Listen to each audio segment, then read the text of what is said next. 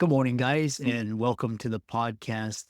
I've got a fantastic guest for you today, Derek Selinger, and he's actually going to talk to the audience about these overarching concepts and themes, talking about dreaming big, creativity. He's also a has a background in the entertainment and he was a former magician, and he's going to talk to us how to clients can get camera ready and how to develop a stage presence and media production. I'm really happy to have him on the show. So, Derek, welcome.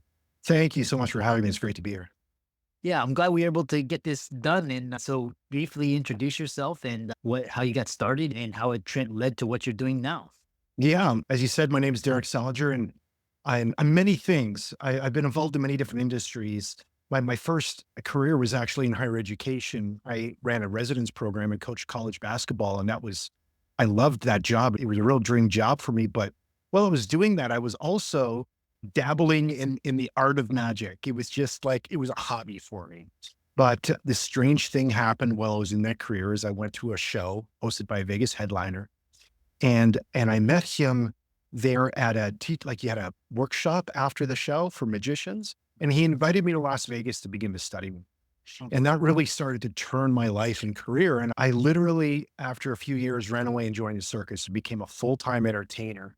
Mm. And that parlayed into opening a production company. And I ran a film and video production company and began to speak professionally and work with corporations on some of the things you mentioned. That's interesting. And I lot of know the audience when they're listening to this, they're like, wow, it's quite a different, but a lot of the skill sets that you learned in will translate into your business. So talk about what were the pivotal moments and what were the inspirations to go from the entertainment into helping corporate clients and in just the business industry. Yeah, thank you. There's a few of those moments. The first one I'll probably, it's important to draw attention to. It happened when I was 8 years old. As a kid, like a lot of people, I was bullied as a kid a bit. I had a speech impediment. I lisped a lot and couldn't form my words. I had to go to speech class, and I had some stress induced dyslexia. Anyway, I just was like a little bit socially awkward as a younger kid. So, And when I was 8, my mom began to notice that this was really taking a toll on me. So she sat me down at the kitchen table and she said, "Derek, I need to tell you something. You're special." Now, all moms are supposed to say that. All moms are supposed to say that. She said, "You're special, and I'm going to tell you something that happened to you that might change the way things." She told me this story that when she was pregnant with me, she was electrocuted or shocked. She didn't die. So I think the technical term is shock. But 220 volts of electricity grabbed her, and it almost killed her. mm, And she was rushed to the hospital. The doctors said, "We think you're going to be okay, but we don't know about your baby, first trimester. If you carry your baby to term, we don't know if it'll survive, and it most certainly will not be normal," mm, which is true, which is very true. I am definitely not normal. And she said, she told me this story, and at 8 years old, I had two really distinct thoughts. The first is that I have superpowers. Like, I'm electrocuted in vitro. Like, I've got to have some kind of like dynamic Spider-Man type powers. And I tried to fly at 8 years old. I was jumping off my bed, seeing if I could, it didn't work. Maybe that's why I became a magician. And the second thought at 8, and this is a really profound thought for an 8-year-old. The second thought was, it's a miracle that I'm alive. My life is a gift. I have an opportunity to do something with this. That's a mind-blowing thought at any age, let alone 8. And that thought has really been in my mind from that day forward. I have carried it with me. And the same is true for us all. Even if you've not had a near-death experience, you've been electrocuted, like your life is a gift. The fact that you're alive today is tremendous. It's amazing. And we get to make the most of this precious gift of life we've been given. So with that in my mind, I've always been attentive and aware of, what can I do? What's the thing that I can do in a unique way that no one else can? And discovering magic and becoming professional was part of that. It was definitely a part of that. But there was many other things I was involved in as a youth because I was seeking for what was my area of genius. And I think this is something that we have to remember to continue to seek for. Looking for our areas of genius, even as adults, even as professionals. You may have a steady career, but that doesn't mean you can't take up painting. That doesn't mean you can't begin to explore other interests in your life, and maybe that will continue your area of genius. As a magician, I was a performing magician. I performed in Las Vegas, performed on a cruise ship. I won nice awards like the People's Choice Award at the World Championships, and my career is going great. But I began to realize that I wanted to have a stronger voice in encouraging people in the business sector to really make a difference, because I really think that business is magic. And when we're involved in people's lives and making a difference, like it really is one of the most tremendous things we can do in the world.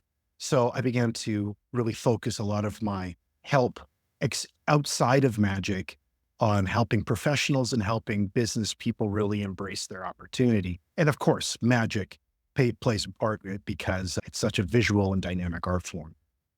Mm. Yeah, interesting. And I actually had another guest on the show who is also in the magic industry as well, Mm. and I also had a comedian, entertainer as well, and then going to give TEDx talks and clients. So we, the question is, what kind of these skills, translatable skills from the entertainment industry, apply in coaching and consulting and ultimately building a corporate business structure? Yeah, that's a great question. And I think that the parallels have increased in volume in the last several years. When COVID hit, everybody had to be ready for the camera. Like, we were all on Zoom. All our meetings, we were all TV stars instantly. And I had a lot of calls during COVID to help people out to just get ready for being on calls like this. Actually, one of the pieces of advice I give now is getting on podcasts like yours is a really wise thing to do, because it helps you practice your stories and practice your delivery and get comfortable with this, so that if, you get called to be on television or do some media for your company, you're ready for it, right? You're always, okay, I know how to do this. So there's so many of those skills which apply. Like, a very small thing that you do extremely well here with your podcast is, like, your camera is at the right height. So often people, when they're doing Zooms, they have the laptop on the ground and it's pointed up at their nose and it looks terrible. Like, just get the camera up to chin line to eye level so that it's like you're talking to a person. That really small detail makes such a massive difference. Making sure that your audio sounds good. Like, these are small details that professionals didn't need to think about this stuff 10 years ago. This was like, no, they come to my office, but now it doesn't matter who you are. You're going to be on camera at some point. So you got to be ready for that. And then the second part that I really have done a lot of work with executives and professionals on is developing their stories. Because people get really uncomfortable. They're like, I got nothing to say. Oh my gosh, I'm not interesting. Okay, stop right there. I guarantee you are. I guarantee it. I have worked with so many executives that started a process with me where they're like, I don't know what to do. And all they have them do is list out the journey that they went on to become the professional or business owner they are. And then I just help them organize it. And it's amazing once you list out your story, and everybody can do this. Just literally make a list of all the stories in as much detail as you can. You can even dictate it and then transcribe it because of technology. Do that, put it all out there, and then get something called the hero's journey, right? It's this wheel that you find online which talks about Joseph Campbell's understanding of how to tell a story, and just slotting your story points into that wheel. And you're going to find you have a really comprehensive, cohesive story. That's the simplest way to do it. We could all do it. And you trust me, whoever you are, you've got an amazing story. You just need to organize it. Mm. Yeah. Yeah, really. And what I've learned from talking to individuals such as yourself and others is it's all marketing and it's how you present yourself. It's all public speaking. It's Yes. communication. It's empathy, emotional intelligence, and they translate everywhere. It's any industry. It's all about these kind of people skills and how you come across, which brings me to my next question is you've done all this. And the other question is, so a lot of people, what I've noticed is they don't dream big, and but you talk about the meaning of dreaming big, and I had this epiphany. I'm like, it's easier to dream big than it is to dream small, and because if you dream small and you make it, it's I could have done more, but it's like dreaming big is same amount of effort. It's just different process. So talk about what does it mean to dream big? Yeah. Thank you. It's my passion. Like, you've touched on, this is what my TEDx talk was about, is creating the process by which we can dream big. And this started for me when I was a kid too. I remember the motivational speaker coming to the school and sitting in the gym.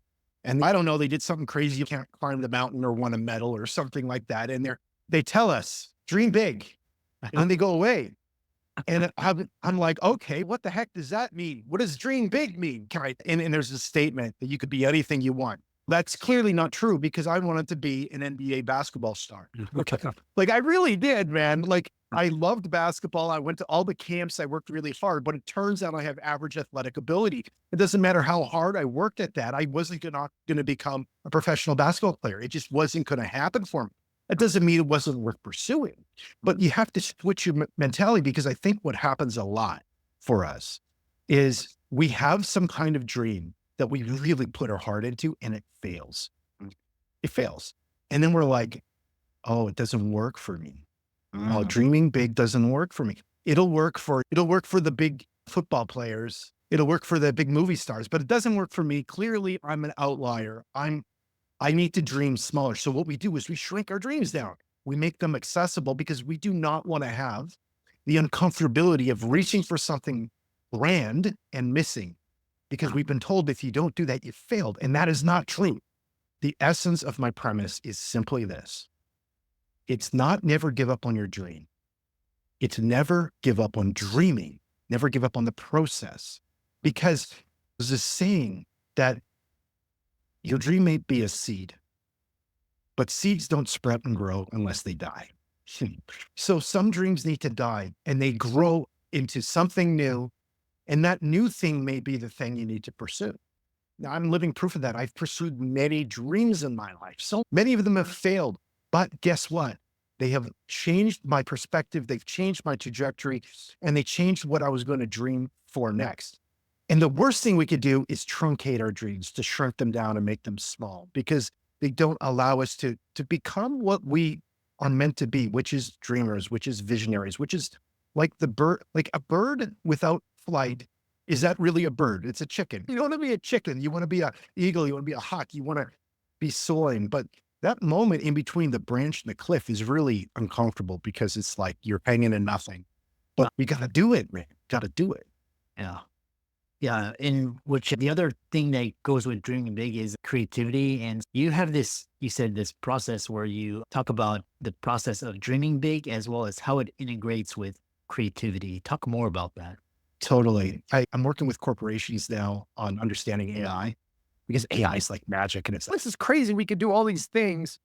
And so what industry is doing, understandably, is they're creating policies and standard operating procedures when it comes to technology, which you've got to do that. You got to create the boundaries to the sandbox.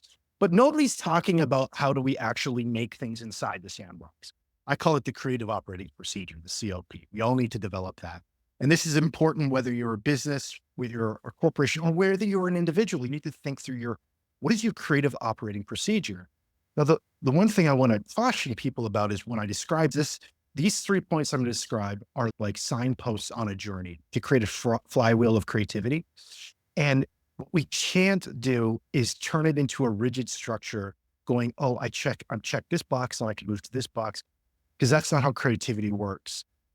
Creativity is like magic, right? It's meant to be bringing order out of chaos, but you need to be willing to embrace the chaos. You have to be willing to allow the innovative process to mess about and then slowly turn into something. You know, the sculptor that chisels has a raw piece of granite that is complete chaos to me. Well, it was not a sculptor, but they see something in it and they're able to form it. And that's what creativity is. So I've developed this for my own life and I've taught it to artists and now I'm teaching it to industry. There are 3 kind of components to the creative process. The first is visualize. You have to visualize. This is dream. This is asking the question, what if? And just letting your imagination flow when it comes to, say you have a problem and it's, what if we did this? What if we did that in the solution process? And this is important, play with the what if. Do not overanalyze it too quickly, because what we often do is go, what if this? No, we can't because of that. What if this? No, that won't work. So we get into our analytical head too quick. And this completely destroys our creative process because we need to play And this is, if you hear nothing else from me, this is probably like the gold. But play with solutions and let your mind run. It's beyond brainstorming. It's not just listing out a bunch of things, but it's actually being imaginative in the process. Then, once you have a good imagination of what you think might happen, now you analyze. Now you move to asking why. And that's a very important question. And you ask what and how and when. And you develop a strategy in analysis. So first visualize, then analyze. And the third is then you realize this. It is in the realization phase that you set goals. This is tactics. And it's really important to understand that normal, like if you have a goal that you fail, it doesn't mean that your dream has failed.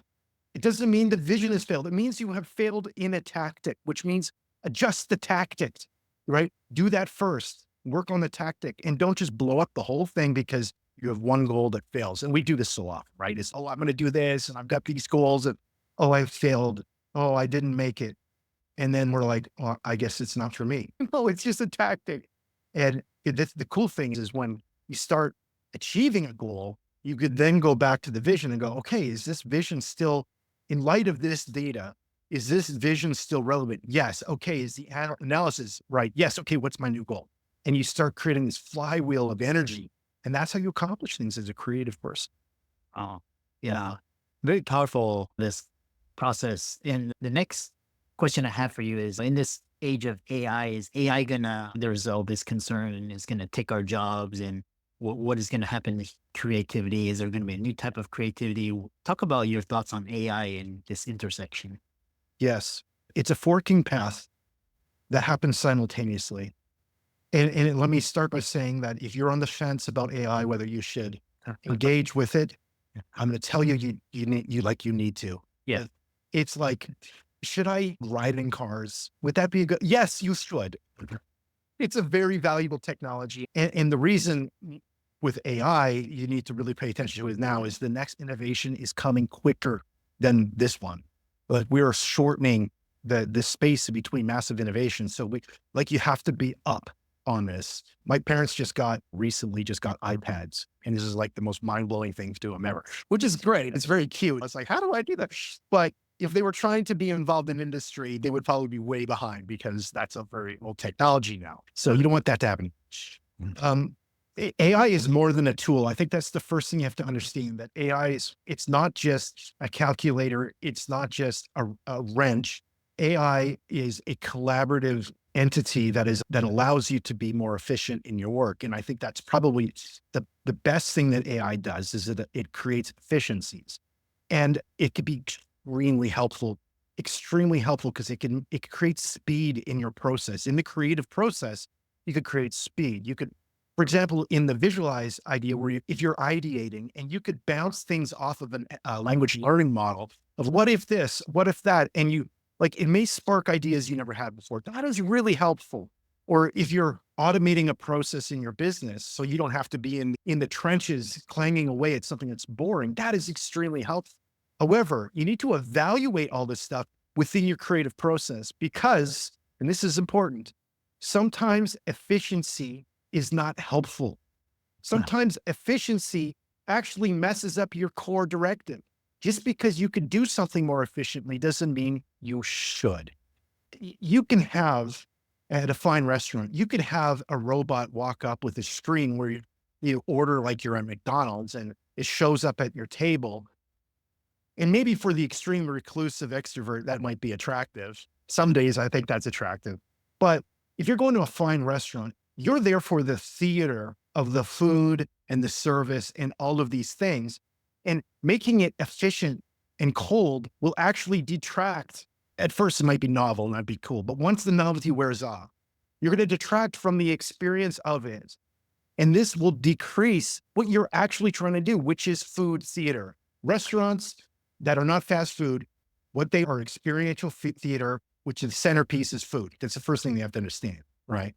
So efficiencies may not be helpful. And that's why you need a COP, a creative operating procedure. So you understand what your core deliverables are creatively and don't over automate and create efficiencies where you need human interaction. And I guess that's the second fork is I highly recommend that if you want to be ready for the next thing that's coming in 5 years, learn analog skills. It's completely counterintuitive, but people are going to begin to forget how to do analog. They're going to forget how to actually write the music, actually play the guitar, actually paint. They're going to forget these things. So the person that knows how to actually pick up a guitar and actually write a song in front of people, that person's going to be, that's going to be magic to us because we're looking for those types of interactions. Wow. Yeah. And like I said, the first wave of this, we saw this whole like 24 years of just absolute disruption of so many Mhm. industries just by almost like four or five companies. And the next wave is coming with AI, and it's going to be faster and it's going to be harder. And so it's not knowing AI is like not knowing how to speak or read, or it's not Yes. having a website or not having a smartphone or not being on social media now. So true. So true. I'm sure in your industry in medicine, like you probably see AI in there all over the place, eh? Oh yeah, there's so many areas that AI can come in and just fix so many problems, especially healthcare. Healthcare is just such a just old, antiquated system. Mhm. Like, But back to what you said actually before that question, because you talked about these skills, these presentation skills, the soft skills. AI cannot replace you, Christopher, right? Like you looking at a patient, smiling at them with your great smile, letting them know that you care, that you're there for them, that there's that medicine is more than just fixing a car, that there's this other element to it. Like AI can never replace you. It can't because we need that human part of it or we become dehumanized. And I don't think that's probably going to be conducive to actual healing. yes. Do you think that the AI will get so good that becomes a category of its own, or basically gets better than human creativity? Because I was reading that some people believe that the AI can get so good that it's going to be more creative than humans, and or just become a category of its own, like AI creativity.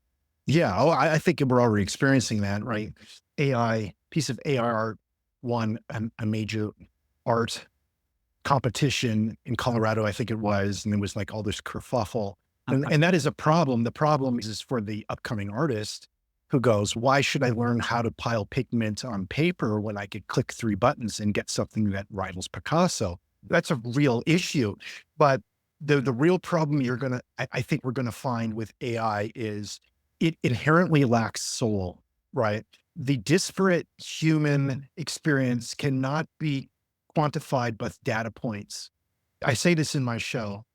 Um, we know when love happens. We could track it. We could go into the human brain and put the electrodes on, and we see the synapses firing. And when somebody is having a romantic feel, we're like, oh, there it is. We could see it happening. We could track it. We could trace it. We know what's up. We understand the stimulus. But anybody that loves or has been loved know there's something far more wonderful going on than just a few synapses. There's something deeper, something spiritual, something otherly. And AI can't do that. AI doesn't have a soul. It will become unbelievably efficient at creativity, but human beings, trust me, are going to find other ways to find our own creative stamps in the midst of this efficiency. This is partly why I love magic so much. Like AI it can never replace a magician because magic is actually less about the trick and more about the human or interaction than anything. So I'm not even worried about it. Yeah. I'll probably be dead by the time it's hopefully, but Look, I mean, with Elon's new robot army that he's, maybe they'll put a Derek face on it and be like, hey, would you like to see some magic? Skynet. It's I really enjoyed this conversation. How can people find you and check out your TEDx talk? Those will be in the show notes, and learn more about you, follow your social media, etc. yeah, great. I'm on all the socials. My name is Derek Selinger. And just like it's spelt in the show notes, you can find me in all the socials. My website is derekselinger.com. So if you're a part of an industry or corporation that'd like to talk to me about what I do, by all means, hit me up there. And I've got a little YouTube channel. Again, my name's Derek Selinger, where I talk about some of the things we talked about. It's really small, but it's highly actionable stuff. And I put PDFs in my show notes so you could take them out and refer to Yeah, them for your own use. excellent. And I really enjoyed this. Keep up the great work, and thanks so much for coming on and sharing your experience and wisdom in this area. Thanks for having me, my friend.